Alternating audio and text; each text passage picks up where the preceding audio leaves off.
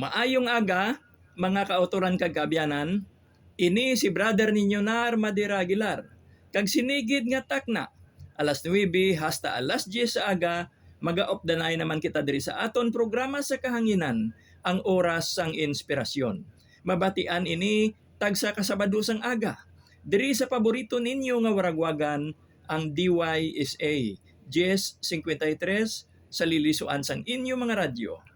Kita ululupod nga magabaton sang maayong balita, mga dinalan, mensahe kag artikulo, mga dinalan kag panghuna-huna nga aton mabaton online.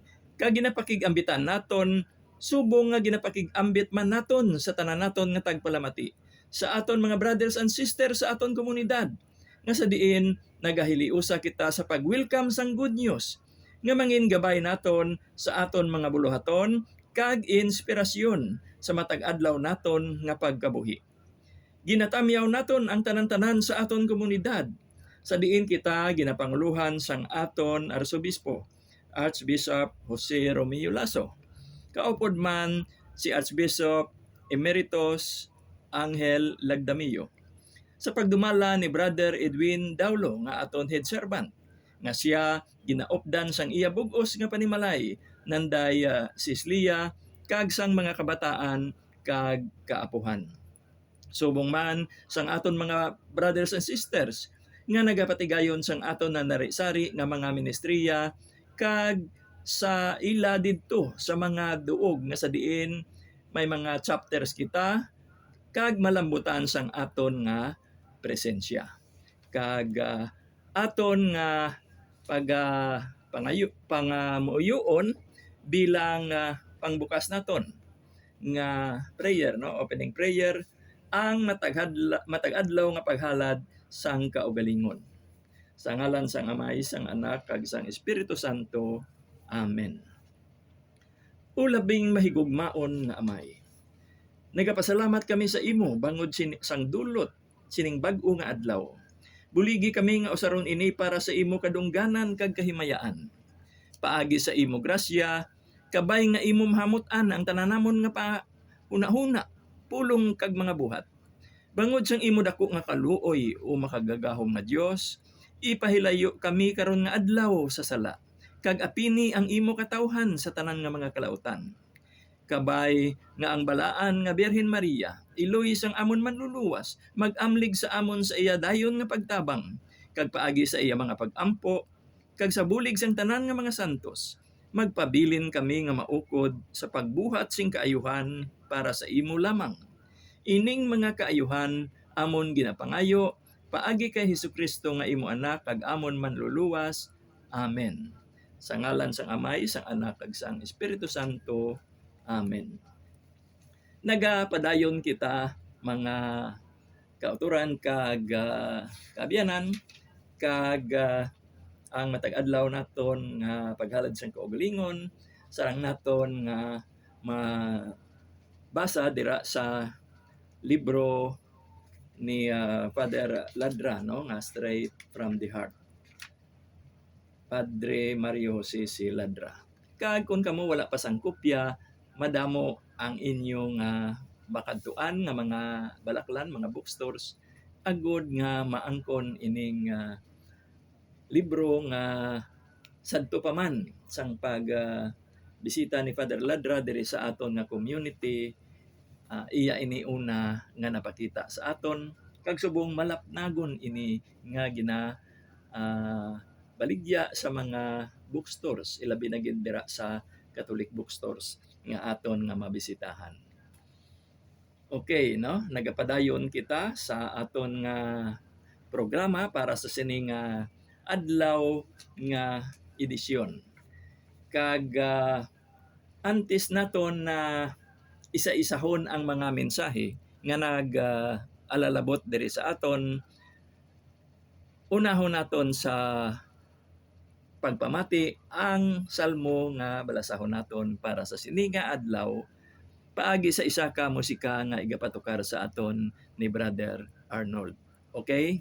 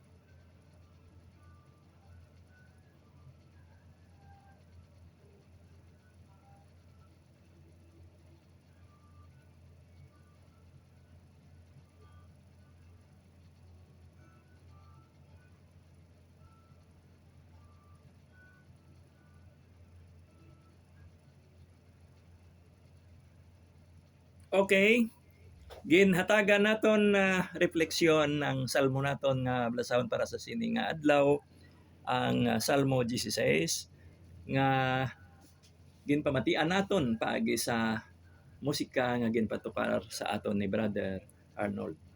Dugay-dugay aton na pamatian naman ang ikaduha nga salmo nga una naton ginbasa para sa sini nga weekend, ang Salmo 36, 136. Samtang kita magabaton nasang mga mensahe nga napadala sa aton paagi sa nanari-sari nga mga connections naton online. Kag unahon naton ang sa Twitter. May mga ginasunod kita nga mga accounts dira sa Twitter paagi man sa aton nga account nga amo ang NRCS Inspirational. Palambot ninyo paagi sa aton hashtag nga NARInspirations. Kag ang isa dira sang ginasunod naton amo ang kay Pope Francis nga Pontifex. Kag siling niya, magpangamuyo kita para sa simbahan nga iya mabaton nagikan sa Espiritu Santo ang grasya kag ang kabakod para sa reforma nga napasanagan sang ebanghelyo. Ang ikaduha amo ang Twitter account man ni Pope Benedict XVI aton Pope Emeritus kag ginasunod man naton paagi sa iya nga Twitter account nga amo ang P_Benedict XVI. Kag siling niya, ang tagsa-tagsa sa aton nangin resulta sang pagbuot sang Dios. Ang tagsa sa aton ginbuot, ginhigugma kag kita tanan kinahanglanon gid. Okay, no? Ang ikatatlo amo ang nagikan sa kay Sister Luz Aguilar sang Arevalo distrito sining syudad, tapo man sa aton Arevalo chapter. Kag ang mensahe diri nagasiling, kag ikaw magabatyag sang seguridad bangod yara ang paglaom. Magapanghulong-hulong ikaw sa palibot kag imo batunon ang imo kapahuwayan paagi sa seguridad. Gin-share man niya ini gikan sa mga sumulunod ni Job sa iya dira nga libro nga napahamtang sa kapitulo 11 kag bersikulo 18. Ang masunod ang nabato naton gikan sa NYCR. Mensahe nga nagasiling, may mga katilingban nga wala nagapangamuyo. Amo gani nga ini sila nagakapukan. Tinaga ini nagikan sa kay San Padre Pio. Kag na-share man naton paagi sa iya mga sumulunod sa Twitter. Okay? So, amo ini ang hauna nga mga mensahe nga nabaton naton. Kag ang iban na ato naman itigana sa later parts ang aton na programa. Samtang ma-focus kita sa mensahe ni Pope Francis nga ang iya man nga tupiko sang pagpabutyag amo man ang pag-focus sa layi o kon pagsulundan nga sa diin siling niya ini halad nga nagikan sa Dios. Kag nagakadapat lamang nga ini maga tuy-tuy sa aton, padulong sa aton nga pagsugata kay Kristo.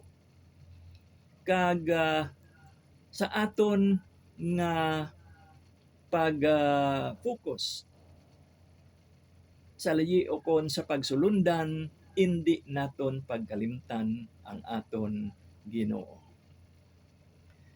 Kaya siling pagid ni Pope Francis diri, ang kasugtanan sang Dios sa Israel, covenant with Israel, no? Amo nga siya naghatag sa ila sang Torah o kon pagsulundan o kon layi. Gani nga ang pagtan-aw naton sini binubuot sang Dios nga magkabuhi kita sa hustisya kag katarungan. Kay sang mga panahon sadto kinahanglan gid ini. Isa ini ka nesisidad sa pagkabuhi sang katawhan. Kag hasta subong nesisidad gid ang pagsulundan sa aton nga sosyedad. Isa ini ka dako nga dulot nga ginhatag sang Dios sa iya katawhan. Kay kung madumduman naton sang unang nga panahon, ang paganismo yara sa palibot, ang idolatria, idolatry nagaluntad sa palibot man, kag ang pamatasan kag pag-inugali sang mga tawo sadto nga panahon ina bangod man sang influensya sang kung ano ang nagaluntad sa ilang palibot. Suno sa aton nga Santo Papa, hatag sing pagtalopangod si San Pablo nga ang kasugtanan una nga na human antes nga napatuman ang pagsulundan. Kay ining kasugtanan na establisar sang Dios kaupod kay Abraham. Kag ini nabase sa pagtuo nga makaangkon gid sang kalubusan ang saad kag kasunod na lamang sina ang pagpatuman sang pagsulundan nga sadto pa wala nag-eksister kundi nga sang ulihi lang. Si Abraham sadto nagsugod na sang iyang pagpanglakaton mga ginatus ka tuig antes pa man nga nagpatuman sang pagsulundan. Gani nga ang pagsulundan amo man ang aton nga pagpanglakaton. Ini nagatuytoy sa aton sa isa ka pagsugataay. Isa ini kapag tudlo sa aton. Isa kasahi sang manunudlo nga nagatuytoy sa aton kag nagauyat sang aton nga kamot agod nga aton masugata si Ginoong Hesus.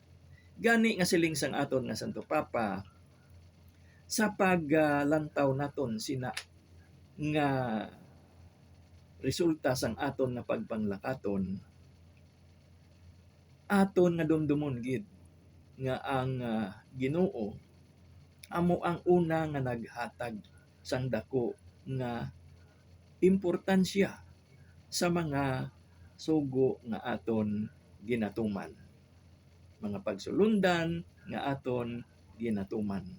Kag sa paghimo naton sini nagakadapat lamang nga ang Ginoo yara gid upod naton. Nga kita pangayo sang iya nga konseho kag upod kita sa iya sa pagpatuman naton sang aton pagsulundan. Okay, tiuna agod nga aton pamatian ang ikaduha nga salmo para sa sini nga adlaw, sa sini nga edisyon sang aton nga programa. Kag ini amo ang Salmo 136.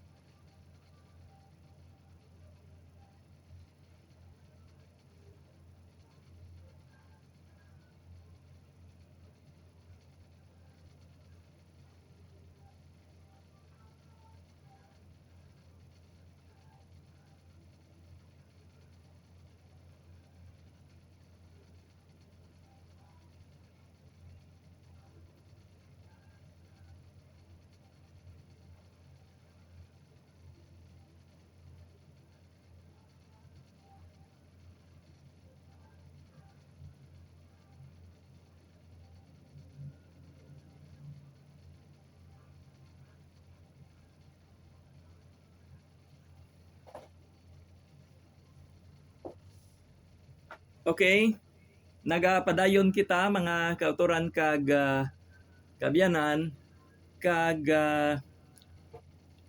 aton na nga na baton ang mga mensahe nagikan sa Twitter, masaylo naman kita diri sa Facebook. Diri may pahina kita nga amo ang oras ng inspirasyon. Kag may mga sunod kita diri nga nangin source naton sang aton nga iga take up o iga talakay naton nga mga tupiko para sa sini nga edisyon sang aton nga programa. Makadto kita sa Facebook kag aton na nga anihon ang mga bunga dira sa talamnan sang inspirasyon. Kag paagi man ini sa mga kaabyanan naton nga nagapasa sa aton sini. Ang nahauna diri amo ang top 10 no napulo ka mga dinalan nga aton nga pagabasahon. I-share naton kay na-share man naton ini nagikan sa isa naton kaabyan. So ano bala ini sila? Ang number 1 ang nahauna, unahon naton ang Dios. Ikaduha, siya lamang ang aton nga pagasimbahon. Ikatatlo, hindi naton pagtugutan nga magakawas ang malain nga mga tinaga nagikan sa aton mga bibig. Ikaapat, magtrabaho kita anom lamang. Kag ang ikapito, itigana naton sa pagpahuway. So 6 out of 7 amo na nga aton ikaapat. Ang ikalima, tahuron naton ang aton mga ginikanan. Ang ikaanom, hindi kita magpanghalit. Ang ikapito, dapat wala kita sing kalimbungan. Ang ikawalo, ang hindi naton pagkuhaon. Ang ikasiyam, kamatuuran lamang ang aton nga ipabutyag. Kag ang ikanapulo, hindi naton pagsabitan ang kung ano man ang yara sa iban. Okay, no? Napulo ka mga one-liners nga share naton sa aton isa ka abyan dira sa Facebook. Okay? May iban pagid diri ang nagikan pagid sa isa naton ka abyan ang pagtuo sugid sa akon nga bisan ano pa man ang ginaatubang naton didto sa aton kaladtuan, dumdumon naton nga ang Dios ato na didto kag nauna pa siya didto.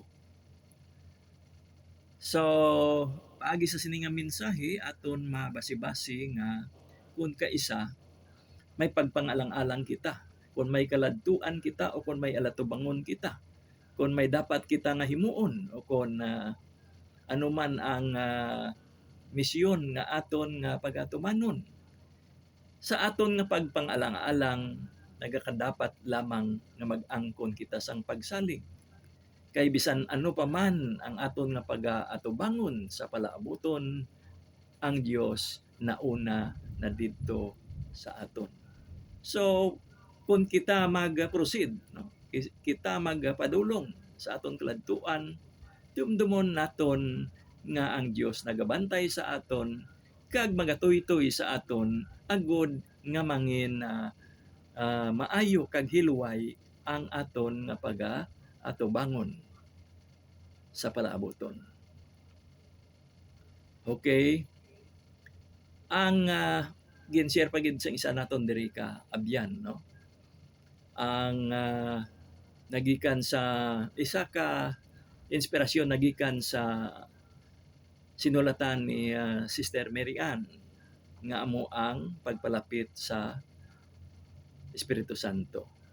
Kag diri ginapakitaan kita sang istorya ni San Agustin nga sa diin siya sugid nga sa madamo nga tinuig may indi siya maayo nga pamatyagon na kasubata siya sang mga kasalanan nga wala naghatag sa iya sang paghidait.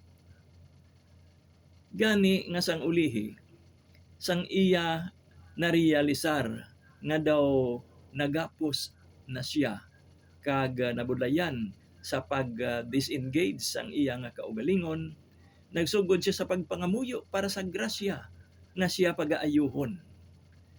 Kag ang Espiritu Santo nga amo man ang naghatag inspirasyon sa iya nga pagpangamuyo, nagsabat gid sang iya nga mga ginpangayo.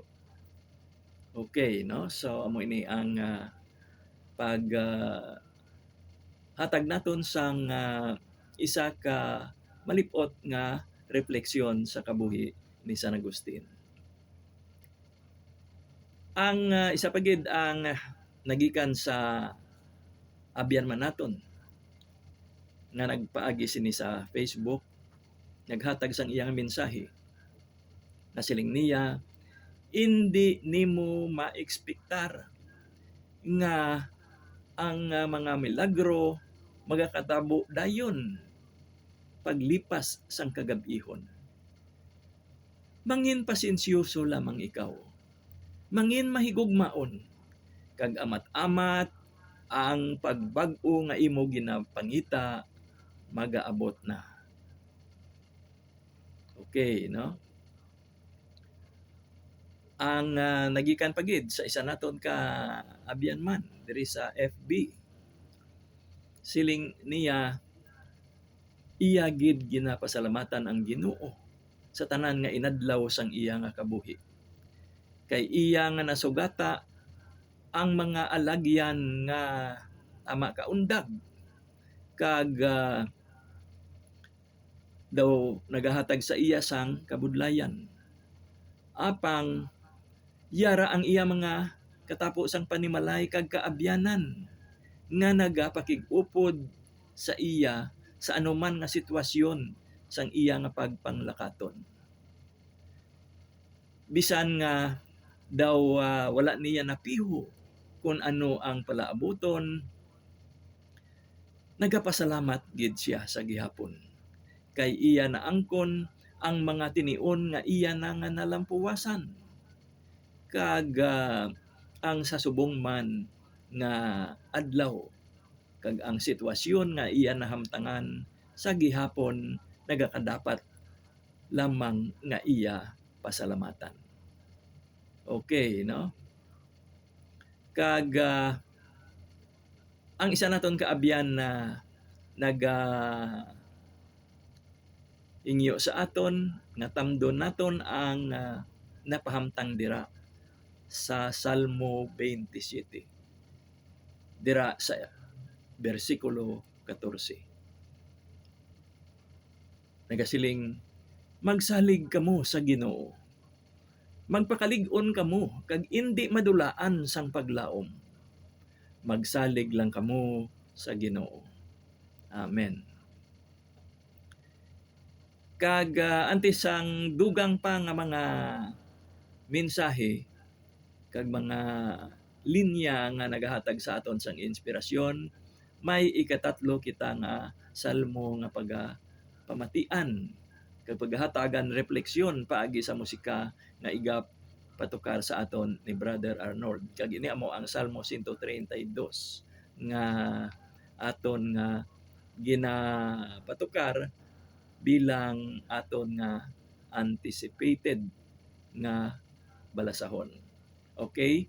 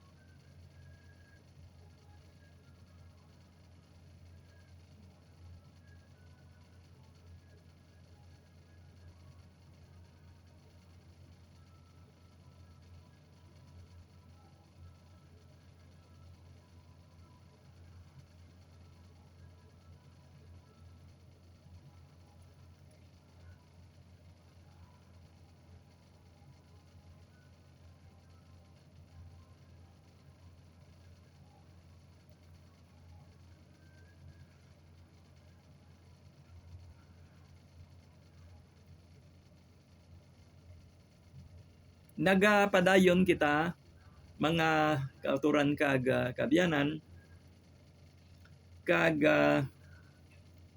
may dugang kita nga mga alanyon nga mga bunga nagikan sa talamnan sang inspirasyon. Okay, yari pa gid ang isa. Ang kunon naton kag tipigan ang pagtuo.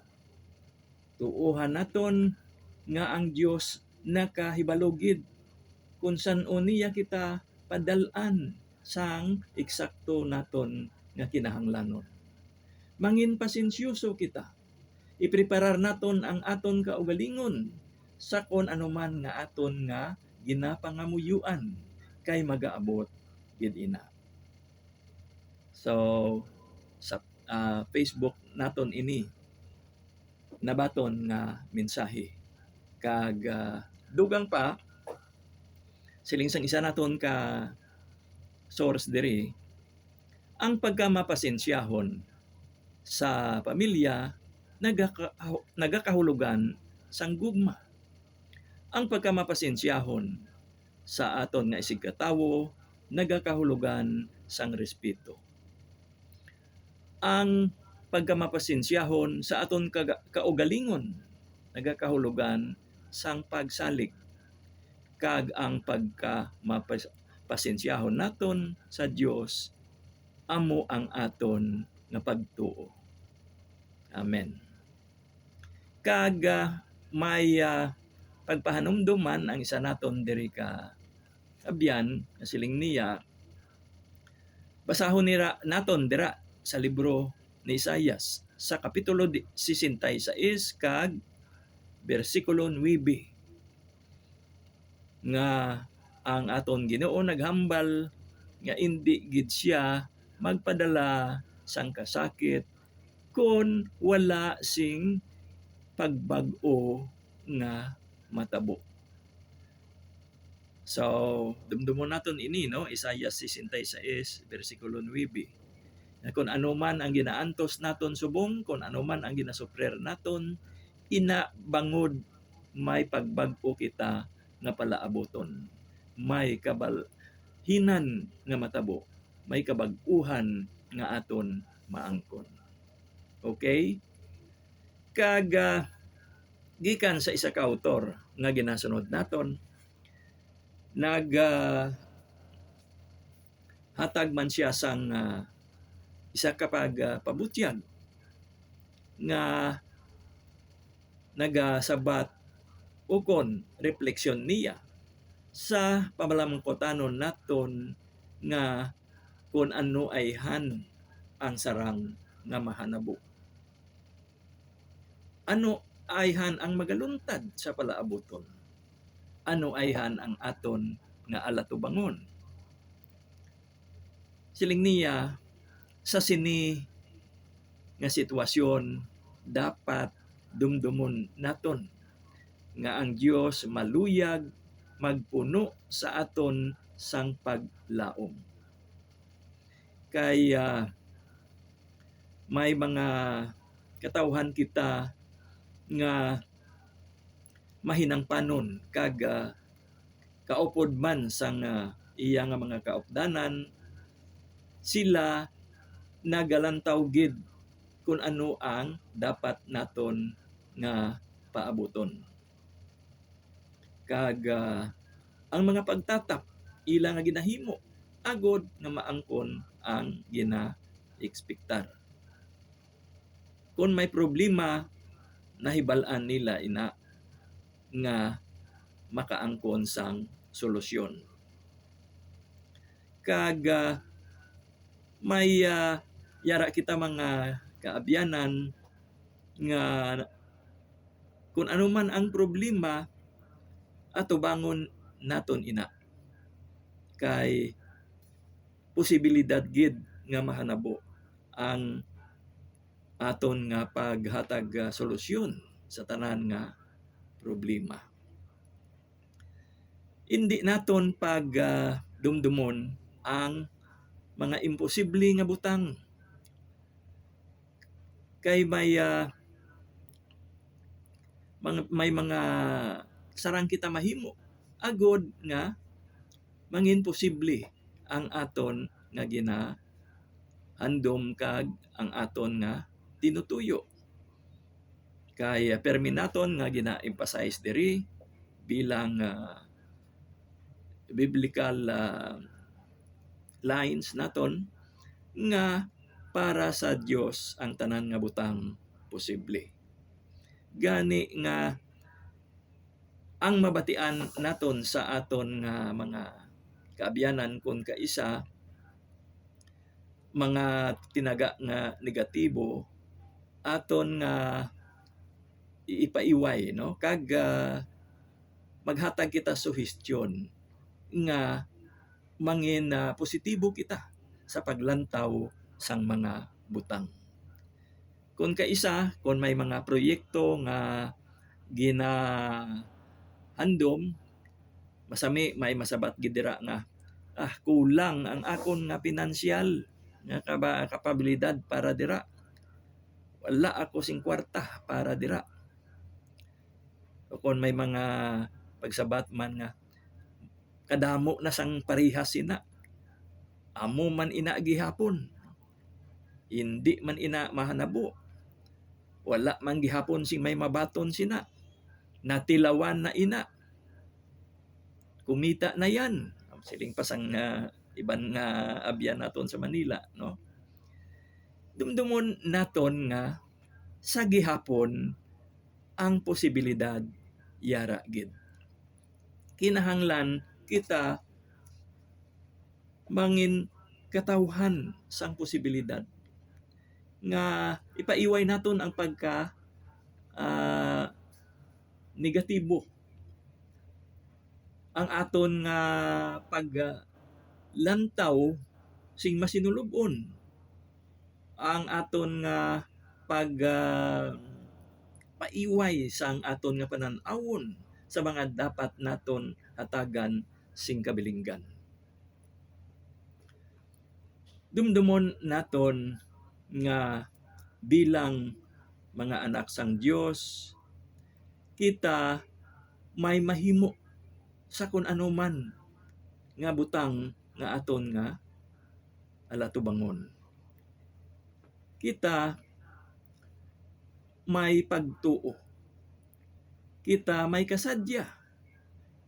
Kag indi naton pagtugutan nga ang mga negatibo nga mga butang magakuha sang aton nga kasadya, sang aton nga pagtuo kag tulod sa aton nga magduda. Kinahanglan ang aton paminsaron na yara pirmi sa eksakto nga kahimtangan. Kay bilang mga katawhan sang pagtuo, nahibal-an naton nga yara kita sa mabudlay nga panahon. Nagakakapoy kita. Apang hindi naton paglantawon nga ang kapaslawan na amo ang magpangibabaw. Lantawon naton nga magpangabuhi kita bilang mga Kristiyano nga may pagsalig, may paglaom, kag may pagtuo. Ang aton nga mga hilimuon makahatagid sa aton sang pag-angkon sang kamatuoran nga kita padayon nga nagaupod sa aton Ginoo nga nagatan-ay sa aton sang dako nga kalipay nga makit-an naton dira sa ebanghelyo. Gani nagakinahanglan lamang nga buksan naton ang aton nga tagipusoon, ang aton panghuna-huna kag kalag sa tanan nga kaayuhan nga sarang naton mabaton. Kag liwaton naton sa paghambal para sa Dios ang tanan nga butang posible. Basahon naton ina sa libro ni San Mateo sa kapitulo 19 kag bersikulo 26. Gani pangamuyoon naton sa Ginoo nga aton makit-an ang mga posibilidad nga aton maangkon. Daw wala na kita sing nabilin pa nga inion agod nga makapadayon. So kita magatakop na sang aton programa para sa sini nga adlaw nga edisyon. Sa ngalan sang Amay, sang Anak, ag sang Espiritu Santo. Amen. Umahal namon nga Dios, kinahanglan kagid namon sa tagsa ka adlaw sang amon pagkabuhi, sa tagsa ka minuto, kag sa tagsa ka segundo nga kami ang nagaginhawa, nagakinahanglan kami sa imo.